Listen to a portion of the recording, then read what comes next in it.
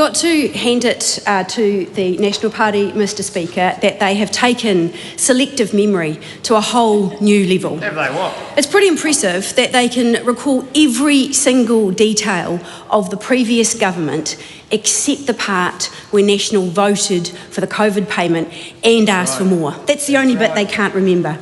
During COVID, they were not standing in this House asking for fiscal discipline or fiscal restraint.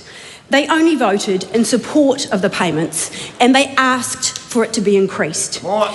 For National, history isn't something to be remembered, it's something to be rewritten.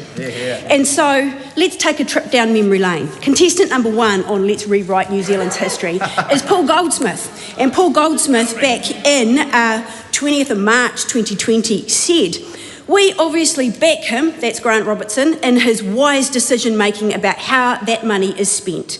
But all in all, we support this bill and we hope it will make some step towards helping some of the businesses survive." He also said, "I support the broader point that we would make that it is necessary for the government to go further in terms of offering relief to those businesses affected."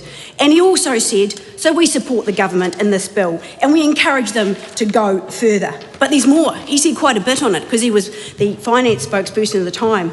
He says, "And that's why National has been broadly supportive of the very significant increase in government spending outlined in this budget and the need to go further into debt." Nobody in this country right now is saying, "Oh, we should not be spending anything and we should be going back to austerity." Nobody is saying that. The words of Paul Goldsmith. Mr Speaker, that's not an example of fiscal responsibility. That's an example of political amnesia. Number two, let's look at number two. Number two in tonight is Dan Bidwar. What did Dan Bidwar say about the COVID payment? He says, I do want to raise the issue that I don't think that this is enough support for the business community. This is by far not sufficient to address some of the challenges that these businesses will face in the next few years.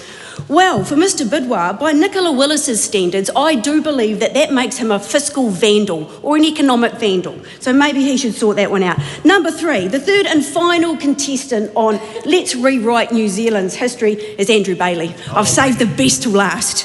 Mr Bailey, what did he have to say in relation to the COVID payment? He says, "I don't think for a moment that anyone thinks we shouldn't be spending large amounts of money to support vulnerable New Zealanders and particularly vulnerable businesses in New Zealand. It was right and proper that support measures were put in place." Thank you for that, Mr Bailey. That was a great contribution.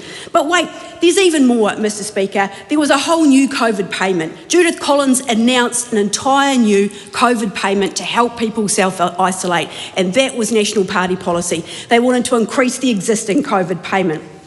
But today, with the benefit of hindsight and a fresh round of talking points, National pretend to be the great masters of fiscal discipline. It's basically like signing a cheque and then yelling at the bank for cashing it.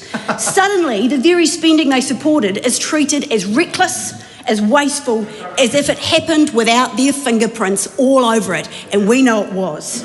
That's not principle, Mr Speaker. That's not leadership, Mr Speaker. That is pure and simple hypocrisy.